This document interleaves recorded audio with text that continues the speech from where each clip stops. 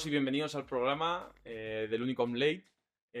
Lo primero de todo, tenemos una grandísima noticia que queríamos decir y es que hemos cerrado un acuerdo de colaboración con la Asociación de Colegios Mayores de Madrid. Esto que implica que vamos a tener un gran suministro de colegios mayores para tener una competición de la bomba. Eso ya os lo aseguro. ¿Tú qué opinas del acuerdo, Ignacio? Estarás igual de Bueno, emocionado que yo, macho. que si no dudábamos que la participación en esta segunda edición iba a ser mucho mayor que la anterior, con esto ya lo hemos confirmado con muchas ganas y ver al final quiénes son los equipos más fuertes dentro de todos los colegios mayores. Bueno, tenemos el primer campeón fue el Colegio Mayor San Pablo. Es verdad que fue un final agónico contra el Auja, pero bueno, ya ahora si vamos a meter más colegios mayores, hay muchas más rivalidades, vamos a hacer aún mejor la competición. Dicho esto, no me quiero enredar mucho con los games y, joder, tenemos aquí a un pedazo de invitado, un tío que ha tocado el fútbol profesional en primera, en segunda, con Ordenada, con Elche. Neider, preséntate tú a todo el mundo, por favor. Nada, encantado de estar aquí. Yo, como lo has dicho tú, soy Neider Lozano, jugador que ha tenido la suerte de pues, tocar el fútbol profesional. Por circunstancias de la vida, pues ahora estoy en una categoría un poco más abajo, pero bueno, he disfrutado y he aprendido sobre todo de todo un poco de esta vivencia que es el fútbol y la carrera y todo lo demás. Así que mira, encantado de que me hayáis invitado aquí y compartir un rato con vosotros. Ahora lo tenemos completamente lesionado, que no se le verá. Tiene una rotura, bueno, comentándonos un poco, se ha lesionado recientemente jugando para el Lleida, que está en segunda red. Sí, bueno, hace un año me había roto el menisco externo y el cruzado y estaba volviendo a jugar, llevaba ya 7 partidos de nuevo cogiendo otra vez ritmo, buenas sensaciones y nada, desafortunadamente antes de acabar la liga en un partido me volví a romper el menisco y esta vez el cruzado de nuevo, esta vez el menisco interno y bueno, aquí estoy, no llevo ni un mes que me operé y la verdad que bueno, voy evolucionando bien. Como te puedes imaginar, el fútbol es el deporte rey. En los primeros Juegos Deportivos lo vimos, que es donde más gente participó. De hecho, tuvimos algún lesionado. Eh, ¿Cómo llevas tú la noticia de otra vez lesionarte? Porque sabemos que has tenido una carrera con lesiones complicadas y tal. ¿Lo empiezas a verlo como que ya forma parte de ti? Dices, otra vez, no puede ser. ¿En qué momento dices, joder, necesito que esto pare ya? Sí, bueno, cuando te lesionas tanto y son lesiones que por desgracia para mí siempre tienes que pasar por el quirófano, te planteas a ver si es que tienes algún problema mecánico de hueso o estructural, algo, porque al final no es normal de lo que dices tú, de los últimos 6 años, desde que salí aquí en Madrid del Sanse, 6, 7 años, he estado en el dique seco 4 más que 5, ¿sabes? Con operaciones y lesiones importantes. Entonces, bueno, te planteas, se te vuelve ya una costumbre, al final somos humanos y nos acostumbramos a lo bueno y a lo malo muy rápido y muy fácil. Por suerte, bueno, lo he llevado bien. Es verdad que estas últimas 2 lesiones me ha costado un poco más a nivel mental y físico, que he tenido que trabajar con psicólogos, coas y gente que me ayudara, porque son lesiones, como ya te digo, son lesiones muy duras y que a pesar de que hayas vivido y te acostumbres y esté en el día a día, al final necesitas una ayuda extra para poder superarla. ¿Y hasta qué punto esas lesiones, como dices, que te afectan a nivel psicológico, cómo crees que puede ser tu preparación psicológica o dices tu morfología, que a lo mejor eh, eres más propenso a tener esas lesiones? ¿Cómo crees que te podría ayudar esa preparación psicológica? ¿Crees que tiene algo que ver con que te rompas porque vas con miedo o tú lo superas completamente y luego de repente un mal A- movimiento? Al final lo vemos que no solo nos pasa a todos los deportistas que nos lesionamos de esta gravedad, al final nos cuesta un periodo de adaptación, y eso al final, quieras o no, es de aquí. Si estás más o menos bien, eso te lo va dando el proceso, por muy trabajado con profesionales, con confianza, con entrenar, al final eso te lo va dando el tiempo, el poder ir cogiendo confianza, coger ese ritmo, encontrar tu mejor versión, al final es un proceso y suele pasar que en ese proceso de coger esa confianza vuelves a recaer. Ya lo hemos visto en el caso de Militao, en muchos casos de otros futbolistas de alto nivel que tienen toda la preparación, la maquinación, los profesionales, todo, y suele pasar y puede pasar. De hecho, lo dicen que año, año y medio para que esté consolidado, solo consolidado. O sea, imagínate, la consolidación de la lesión más la física más la mental. Al final, muchas veces jugadores que requieren, después de lesionarse, 1 o 2 temporadas para volver a tener su mejor versión. Sí, porque aquí yo tengo una cosa, nosotros que jugamos en tercera red, que es una tal, nos quejamos Yo ya no, no, pero bueno, bueno, pues has en jugado, su momento. pero bueno, que nos quejamos de entrenar 4 días a la semana, que claro, vosotros tenéis una exigencia física y a mí me da un poco la sensación, ¿no? Jugando al fútbol o viendo que, pues eso, el que se recae o el que los jugadores, a mí me parece que la exigencia física, además la cantidad de partidos que hay que meterse durante una temporada para cualquier jugador de primera o de segunda división, ¿no? Que tenéis 40 y pico jornadas, es brutal, ¿no? Entonces, eso, como un futbolista, pues para evitar todo el tema de lesiones, ¿qué tiene que hacer durante una temporada para evitar esas lesiones? Al final lo vemos, no solo pasa en primera división, a día de hoy cada día se rompe más gente joven, Ujú. mucha gente joven que no llega ni a la mayoría de edad. O sea, ¿sabes qué pasa? Que al final no, estructuralmente el futbolista, que es el donde más vemos nosotros que nos gusta o el deporte que más seguimos, es donde menos preparados estamos para ese deporte. Es un deporte de mucho cambio de ritmo, de mucho cambio de girar, de cambio, ¿sabes? Entonces, durante nuestra infancia no nos hemos ido preparando o teniendo la preparación física para llegar a esa exigencia. Si te pones a ver gente del Madrid, niños que juegan un torneo, otro torneo, enlazan con el torneo de verano, con el torneo del otro, entonces nuestro cuerpo al final llega un momento que dice basta. Y cuando dice basta, pues normalmente vienen lesiones como esta. Al final, también una lesión, obviamente hay mucha parte de mala suerte, pero tú que has podido estar en muchas categorías, ¿cambia mucho la preparación física de un primera división a un segunda ref? ¿Realmente esa calidad de expertos te puedes encontrar a alguien mucho mejor en una tercera o cuarta categoría que el preparador que tengas en primera división? Al final son más completos, tienen más materiales, tienen más preparaciones, buscan el continuo informarse, hacer cursos, mirar preventivos o cosas para que prevenir esas lesiones que al final, quieras o no, en una categoría u otra, las condiciones, las herramientas, las maquinarias no son las mismas en segunda, que es el fútbol profesional, o primera red, que en tercera. Cuando normalmente los profesionales tienen menos herramientas y menos recursos para trabajar y para preparar eso. Si es verdad que a día de hoy todos, en todas las categorías, hay gente que por su cuenta paga a entrenadores personales para darle ese plus, para evitar, para estar mejor. Porque al final el fútbol tú te ves en las categorías, yo he estado en las categorías y hay diferencias, son detalles o ese, pero igual que puedes jugar en tercera, puedes jugar en segunda o en primera, si se asocia a todo, si aprendes a conocer el juego, a sacar tus virtudes, al final te vuelves mejor.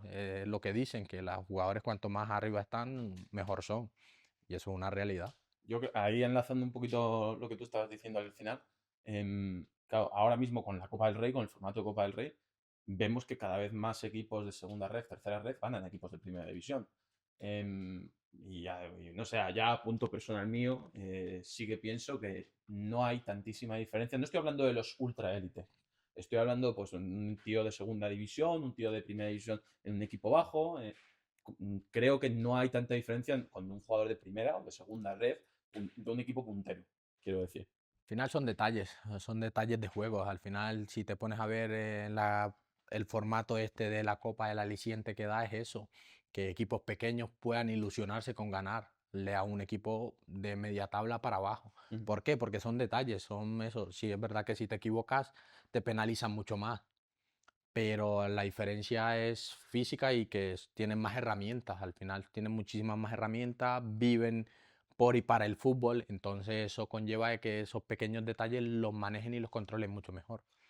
Cuando dices lo de viven por y para el fútbol, al final vemos que en las categorías que no son profesionales, incluso en primera ref, hay mucha gente que tiene que compaginar estudios o trabajo con, con jugar a fútbol, que al final es, bueno, pide mucho y reclama mucho tiempo. Eh, ¿Cuánta gente ahora mismo en segunda ref puede vivir del fútbol? Depende de los equipos, depende, como quien dice, tu caché, depende de factores. Y es verdad que cada vez menos es la gente que puede vivir de solo del fútbol. En esta categoría, incluso en primera red, hay gente que también tiene que trabajar o tiene que estudiar o lleva algún equipo, algo, porque al final los sueldos no son tan, Claro, tan buenos como para solo vivir del fútbol. claro. Y, por ejemplo, hablamos de estudiar, que al final nosotros nos dirigimos a estudiantes, que seguro que también hay alguno que juega. Tú en tu equipo, por ejemplo, ¿cuánta gente está estudiando a la vez que juega? Sí, es verdad que yo tengo 31 años, pero cada día me voy encontrando con gente más joven que tiene esa mentalidad de estudiar, la verdad. Yo quizás cometí ese error de no estudiar o haber estudiado en su momento. Sí, es verdad que ahora estoy abierto también debido a las lesiones a prepararme a estudiar porque al final el fútbol es muy corto y nunca sabes cuánto tiempo vas a estar. Entonces, cada día me encuentro más gente o sacándose nutrición o sacándose algo relacionado con el deporte o sacándose algo de entrenador. Entonces, la verdad que cada vez me encuentro más gente. Sí, eso yo eso lo he notado de que sobre todo en ese tipo de carreras, porque quizá verse en algún ámbito más empresarial es algo más extraño, pero gente que compagina el fútbol con, joder, pues me voy a interesar más por la nutrición, me voy a interesar más por la preparación física, por la fisioterapia, CAFID, entrenadores Sí. también. Ujú. El tema de los entrenadores es algo que a mí me llama mucho, los que habéis sido futbolistas profesionales y tal, que también tenéis ciertas ventajas para sacar los títulos. Yo creo que es algo que también ayuda luego a entender el juego, ¿no? Sí, porque al final también ten en cuenta que son carreras que son asociadas con el deporte, que te quieras o no, el que ha jugado, aunque sea en tercera o en segunda red o llegado a cierta categoría, ha estado durante toda su infancia jugando al fútbol. No es que, ¿sabes? Lleva haciendo un deporte, quieras o no, tiene ese plus de buscar la mejoría para sacar una mejor versión de, sea nutrición, sea fisioterapia, sea entrenador. Entonces es un complemento y un extra. Si te pones a ver todos los futbolistas de hoy en día que se estaban retirando, terminan de entrenadores. Ya lo vemos en el Madrid, Ujú. lo vemos en diversos equipos. Anteriormente sí jugaban, pero eran, el abanico no era tan amplio como es ahora. Hoy todo el mundo está relacionado con eso, está ¿Y estudiando. Neider Lozano será entrenador de fútbol o no? Es una carrera muy complicada, es muy compleja, son muchas horas. Al final, el que ha vivido el fútbol, luego para pasar de entrenador, tiene que, bueno, también gustarle. Y la gestión es muy complicada, cada día es más complicado gestionar. Al final, ten en cuenta que el futbolista es muy egoísta.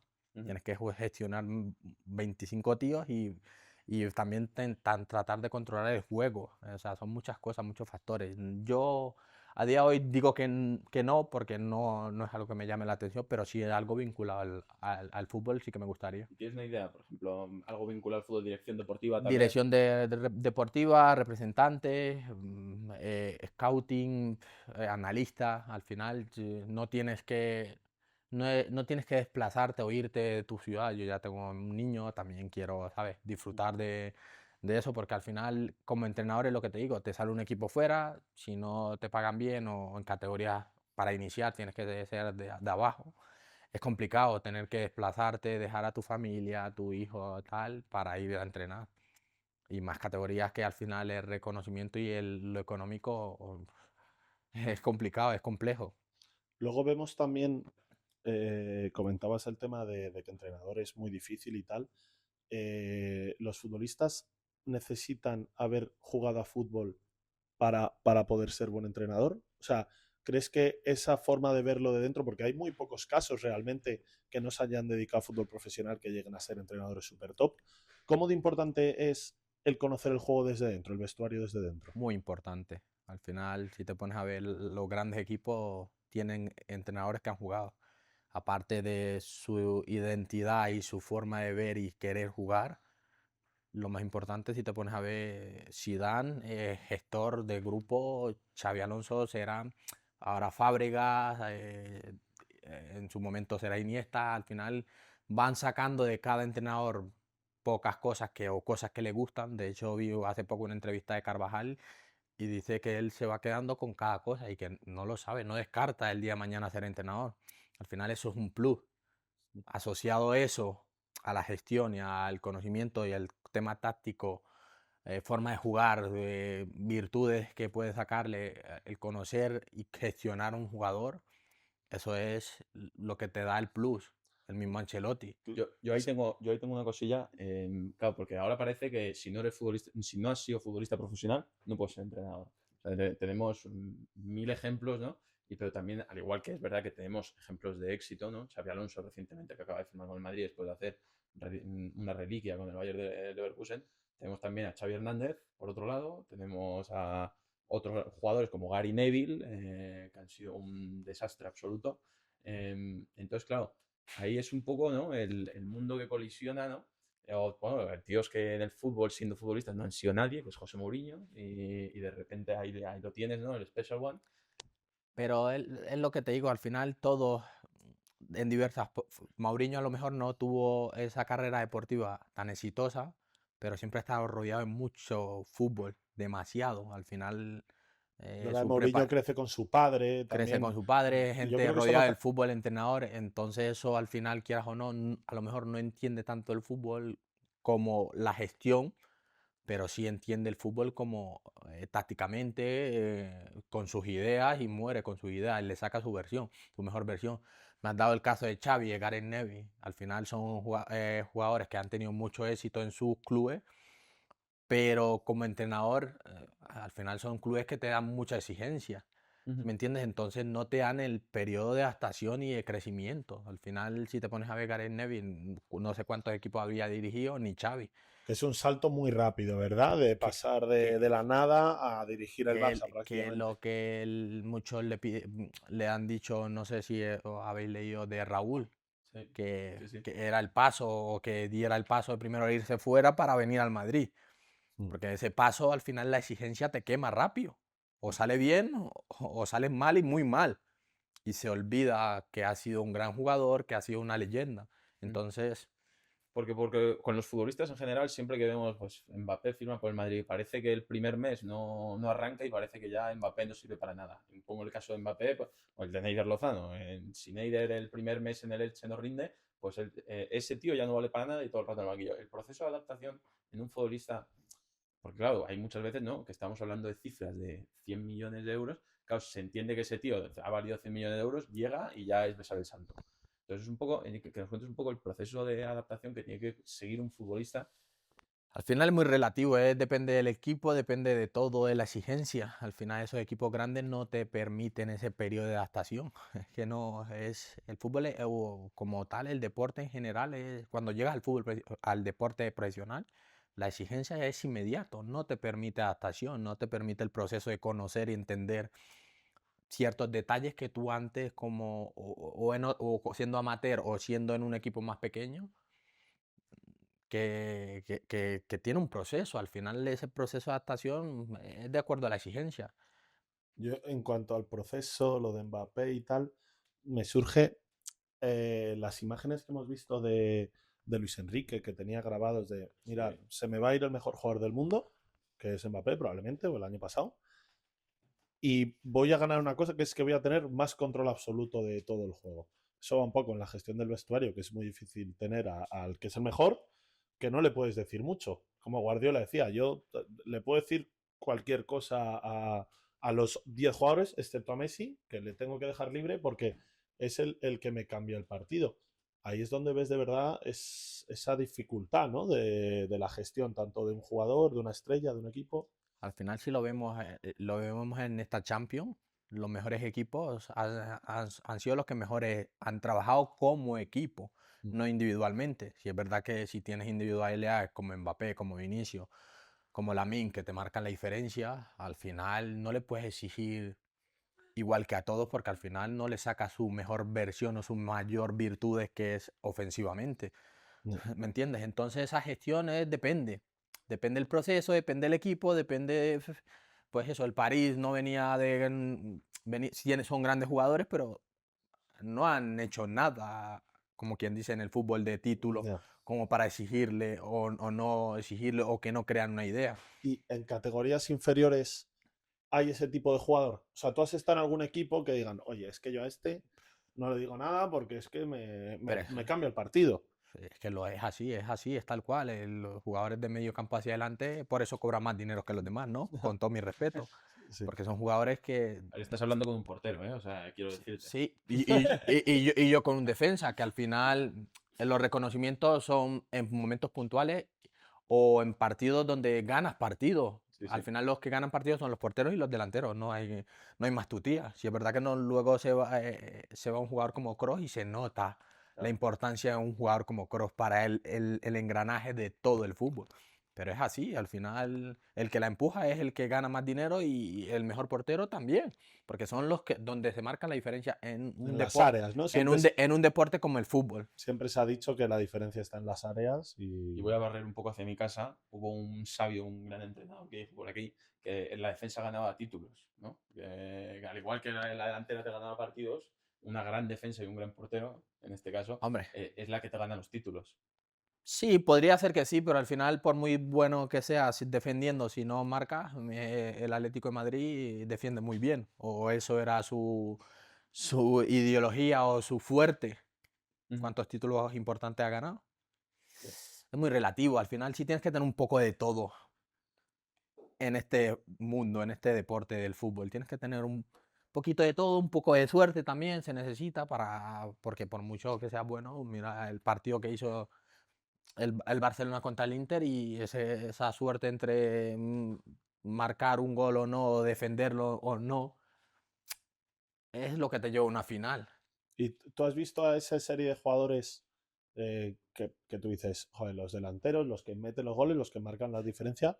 Yo también son los que más cobran, porque al final son los que te hacen ganar partidos. ¿Tú has tenido ese tipo de jugador en tu equipo? ¿Le has visto también subir de categorías, esa presión? ¿Les has tenido? Sí, yo por suerte en mi etapa de tanto del Elche, bueno, en el Sanse también tuve gente ya que pintaba maneras y de hecho estuvo en el Madrid y demás, pero en el Elche y en el Granada, que fueron los equipos profesionales que tuve, sí que se nota. He tenido compañeros que decir, este jugador marca la diferencia. Por ejemplo, Kennedy, por ejemplo buah, Nino, por ejemplo Roberto Soldado, por ejemplo Darwin Machí. bueno, es que Al final estamos hablando de son jugadores. jugadores, Sí, claro, sí. que te marcan la diferencia y que al final no le puedes exigir que controle todo. Si es verdad que en clubes tan pequeños como el Granada se vuelven, pues eso, se ponen el overall de trabajo, como quien dice, para sacar también esa virtud y para ver. Es lo que hablamos, yo he visto a Dembélé en el Barça y el Dembélé de ahora, no hay color. Si es verdad que era un jugador diferencial con mucha, pero diferencia, porque yo tuve la suerte de que por desgracia estuve lesionado, pero de verlo en directo, sin público, en el cual te puedes enfocar y ver la superioridad, y dices, es superior. Es que si tiene su día es Que diferencial. el factor mental al final del que hablamos, de que te pueda meter un entrenador en la cabeza el Y de compromiso. creer, y al final lo vemos en este ejemplo del París, un jugador que ofensivamente te puede salir, tiene los recursos que tú quieras, pero si encima le añades el trabajo, al final es como dijo él, como dijo Luis Enrique en la entrevista, al final es un líder y el líder, el buen líder, el que hace con el trabajo y ayudó, ya viste ese partido, lo que corrió fue una Sí, sí, barbaridad. sí, porque nosotros tenemos asumido que la estrella del equipo no tiene que correr defensivamente. Pues Vinicius, Mbappé, ¿no? Lo que también comentaba Luis Enrique, ¿no? Que había jugadores que se mueven como quieren, pues eso, son tan diferenciales cuando tienen el balón. Pero claro, ese trabajo, la importancia, los que sabemos de fútbol, la importancia de que es que se presiona desde arriba, ¿no? Y las imágenes de Dembélé en la final de la Champions, que parecía un demonio, Con la cara de loco Sí, sí, envenenado. sí. ¿no? Que parecía un demonio que iba corriendo detrás de Sommer y del otro central. Claro, eso no lo comentamos, ¿no? Pero el esfuerzo, lo que se necesita un buen bloque, ¿no? Bueno, hemos hablado de que las individualidades, pues, por supuesto, ¿no? Pero es verdad que, no sé, yo por lo menos que me voy fijando, España gana la Eurocopa sin grandes individualidades. Pues sí, por supuesto, está Lamine Yamal y tal, ¿no? Sí, Pero un chaval de 16 años, 17 en aquel momento, ¿no? Pero es verdad que se gana más siendo un equipo, ganando a equipos que sí que tenían otras individualidades muy potentes, ¿no? Sí, porque es lo que te dije, la diferencia, volvemos al tema de la Copa, la diferencia entre esos equipos es que al final corren 11 11 da igual la categoría, corren 11, por mucha diferencia que haya de categorías, al final sufres si 2 o 3 no corren, ¿me Ujú. entiendes? Es al que le toca correr doble, sabiendo que sí que te puede marcar la diferencia con balón, sin balón. Es muy complicado, es muy complejo. La diferencia sin balón no se nota. La diferencia te la marcan con balón. Por Ujú. eso lo que tú has recalcado, España, yo creo que nadie daba por hecho a España como uno de los favoritos o que se fuese plantar a una final ganándole a todos los últimos campeones. Sí, de hecho se daba por supuesto, bueno, que Inglaterra o Francia Que en algún iban a ser momento las iba a grandes caer, favoritas. y que en algún momento iba a caer. Y encima, por desgracia, España es un país donde es muy pesimista en ese sentido, de que no se ve nunca como favorito hasta que no ves que tiene una superestrella o super equipo o super tal. Sí. Pero las veces que ha ganado España nunca ha sido favorito. Ujú. Al final yo creo que también el fuerte que tiene España como país es que trabaja muy bien desde categorías inferiores, que se puede ver de los últimos europeos, mundiales y tal. España siempre está ahí. Yo me quiero meter en cómo están distribuidas las categorías. Tú que has podido tocar las 4 primeras categorías del fútbol profesional en España, eh, ¿cómo lo ves? Porque estábamos hablando antes de esos viajes tan largos que hay en segunda red. ¿Los clubes tienen esas ayudas para poder llevar a cabo en la S- temporada o no? Sí, sí, tienen unas ayudas. La verdad que tienen ayuda de la federación y demás, pero al final es que es tan amplio y tan extenso el fútbol español que, que al final no es suficiente para que sea mucho más fácil la adaptación, mucho más fácil los viajes, mucho más fácil todo, mucho más profesional. Al final no tienen tantas ayudas. Si es verdad que cada día se va profesionalizando más el fútbol. Por ejemplo, hasta primera red tiene que ser campos naturales. Eso cuando en segunda vez, en la anterior segunda vez que yo debuté, no estaba ese requisito. De hecho, tú has jugado este año en el campo de Europa, ¿verdad? Que Sí. tiene que ahora está obligado Por ley, a pues, cambiar. cambiar porque no cumple los requisitos. Al final es como lo que le pasa a Rayo. Ahora se metió en la conference, no cumple los requisitos que demanda esa competición para poder jugar. Yo ahí tengo una cosa y es que desde que se implementó, ¿no? Lo de tercera red, segunda red, primera red, em, a mí me ha dado la sensación de que he visto más equipos desaparecer o más equipos en problemas económicos. Bueno, estábamos hablando, ¿no? Que el Lleida ahora mismo pues está teniendo problemas económicos. Entonces, claro, eh, esto es un problema de gestión administrativa, oye, que el presidente, la directiva, pues esto es un problema de que, pues lo que hemos dicho, es que hay que pagar un bus, hay que pagar hoteles, hay que pagar comidas y a los clubs con las ayudas que tienen, además de los sueldos a los futbolistas, no les está dando. Yo creo que desde mi opinión y de lo que he vivido de clubes con mayor presupuesto como el Elche, Granada y tal, a uno pequeño como el Sanse, al final es de acuerdo a las expectativas y a lo que hagas.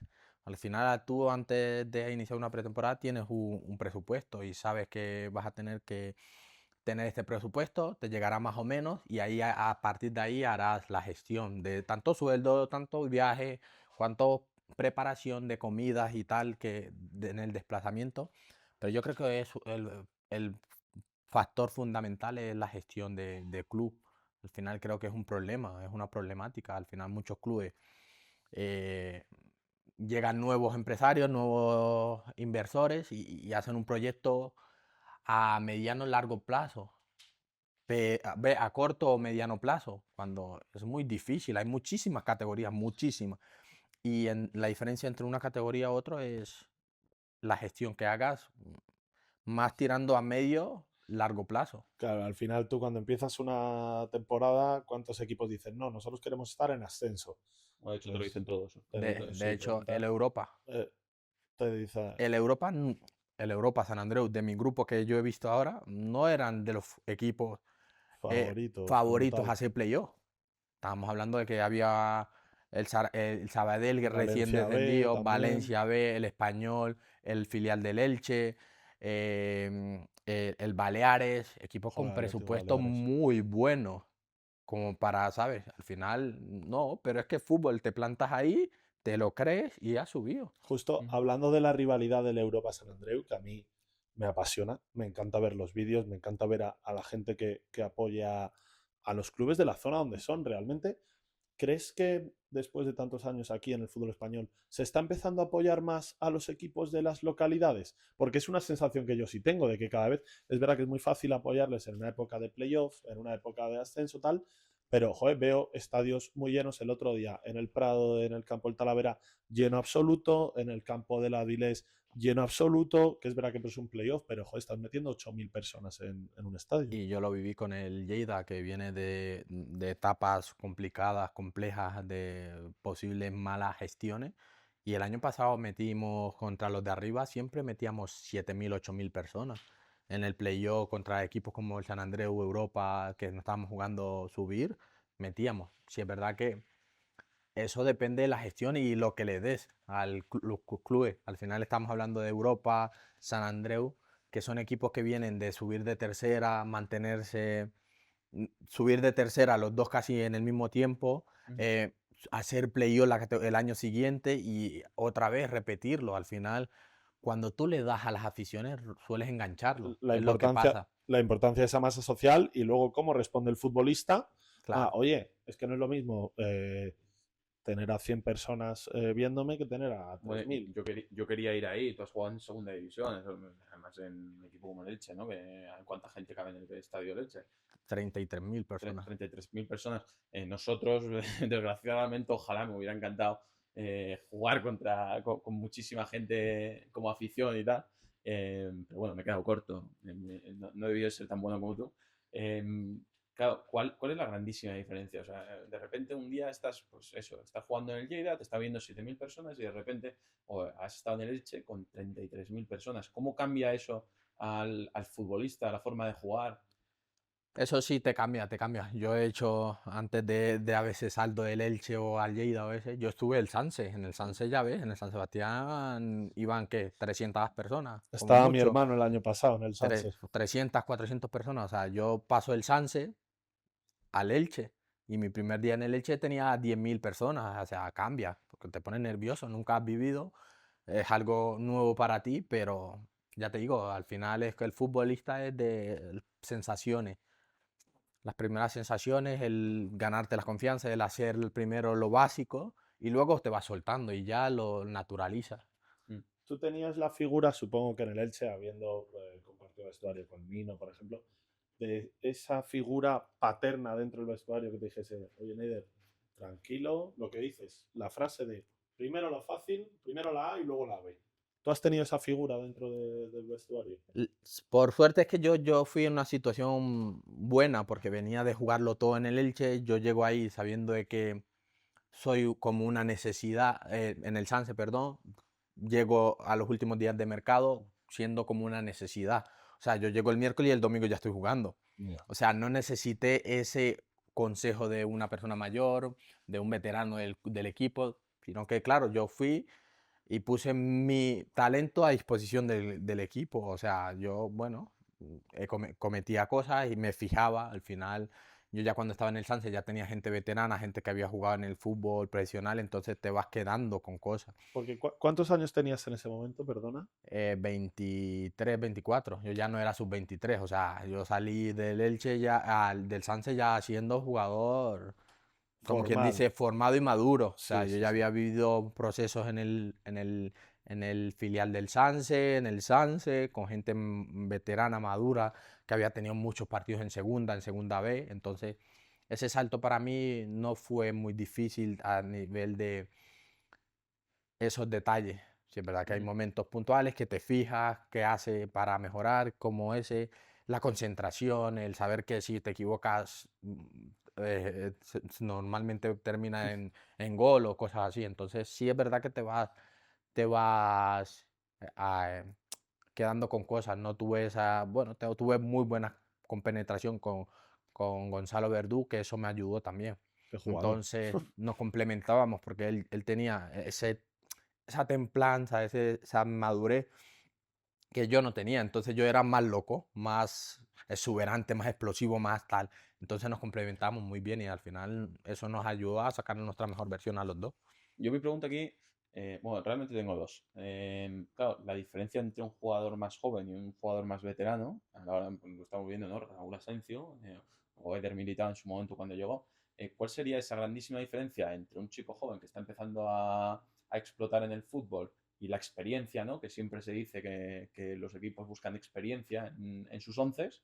Y luego, claro, y la segunda pregunta sería, tú has vivido un ascenso de segunda B a segunda división y me gustaría que nos contaras un poquito sobre ello. ¿Cómo es, oye, una ciudad como Elche que se vuelque con sus jugadores y un poco la experiencia que te dio eso? Y ahora que han subido a primera, Y ahora que han subido a primera, muchas efectivamente. enhorabuena. Bueno, inicio primero por la primera, te respondo la primera que me dices acerca de esa diferencia entre cómo lo asume un Raúl Asensio.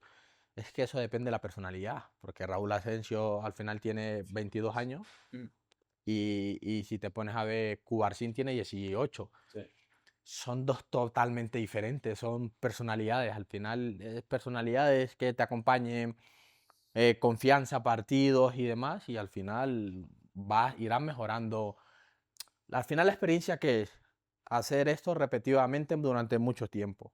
Eso es la experiencia. Mm, Luego, si es verdad que en momentos claves, en una final o no, el que haya jugado una final durante 10 o 15 años tiene cosas que tú todavía no has vivido o no has aprendido o no sabes cómo gestionar, que al final te pone nervioso, por mucho que estés todos los días jugando con 100.000 o con 20.000 personas.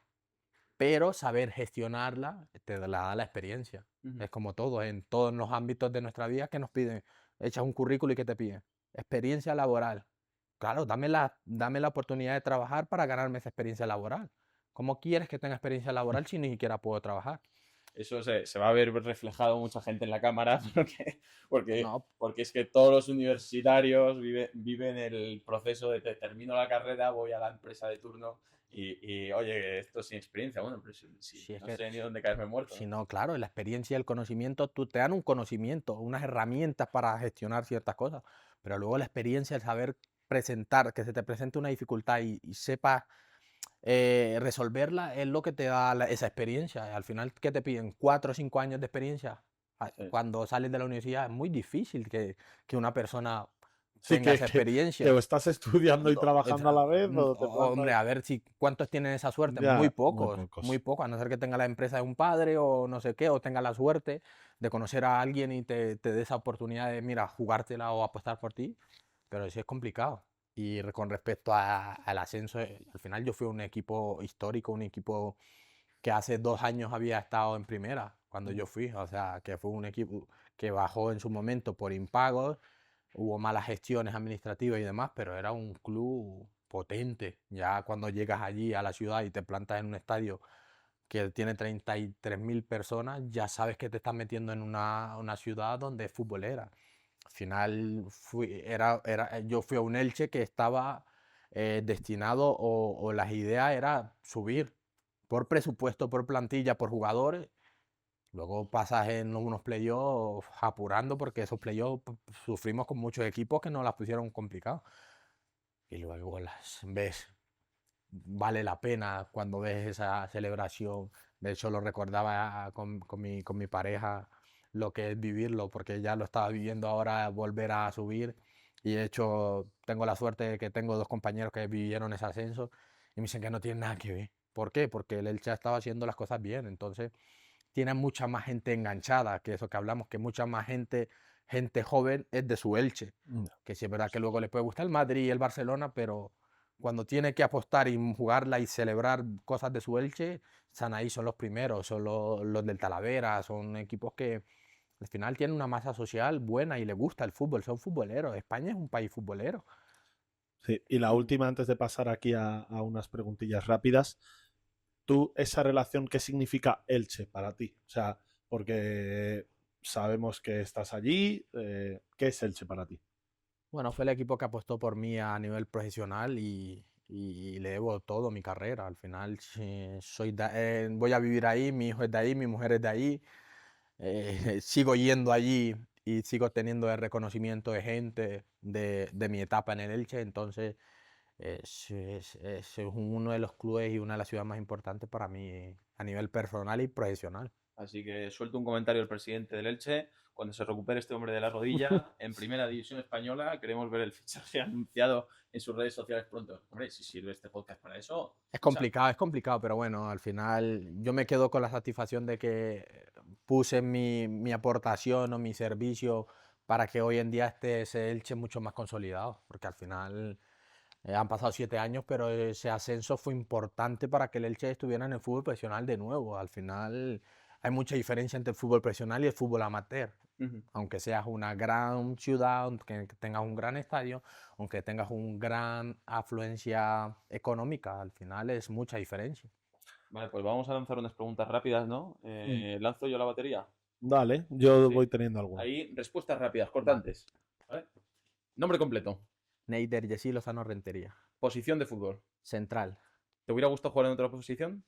Bueno, he jugado en otra posición. De hecho, mis inicios en el Sanse he sido extremo, he sido mediocentro, he sido en el fútbol profesional ya era central y lateral. ¿Diestro o zurdo? Zurdo. Número favorito. 4. Equipo que te marcó. El Elche. Entrenador favorito. Que hayas tenido. Es que tengo 2. Uno que tuve la suerte de que me entrenara y jugara, que es Pacheta. Y luego Diego Martínez en la etapa del Granada, aunque no pude jugar, aprendí mucho de él. Entonces fueron entrenadores que me marcaron. Y en mis inicios Alfredo Santalena y Marín, que fueron los que me dieron la confianza y la oportunidad de debutar en Segunda B, cuando era muy difícil y cuando yo no tenía pues esa formación aquí en España. Entrenador favorito que no hayas tenido. Que te hubiera gustado que te hubiera entrenado. Yo creo que Guardiola, porque fue el de esos que cambió, revolucionó el fútbol moderno. Compañero más divertido en un vestuario. He tenido muchos. Soricaba, Josan. He tenido en cada vestuario siempre hay alguien que es divertido, la verdad. Jugador con más talento. Yo creo que Kennedy. Jugador. ¿Estadio favorito?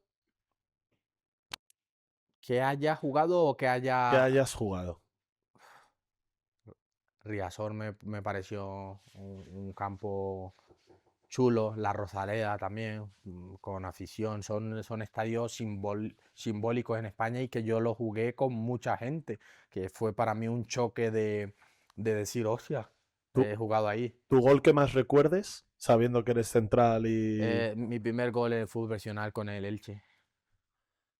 Y la acción defensiva que más recuerdas. ¿Una limpiada en la línea? Sí, una que tuve un duelo que perdí con el delantero y al final, por esa exuberancia que tenía, llegué y recorté y tiré una plancha y pude alcanzar a sacar el balón. Es bonito que se acuerde de una acción defensiva, la verdad. Defensa, si no se acuerda de una acción defensiva. Sí. Neider, pues muchísimas gracias, tío. Nada, Ha sido un placer. placer tener a un profesional como tú. Y nada, tenemos más sorpresas, habrá más programas. No podemos anunciar el siguiente, pero es muy interesante también. Y nada, chicos, muchísimas gracias. Espero que os haya gustado y espero que seguir teniendo vuestro apoyo en los siguientes programas. Y nos vemos pronto, chicos. Os Cuidaos. esperamos.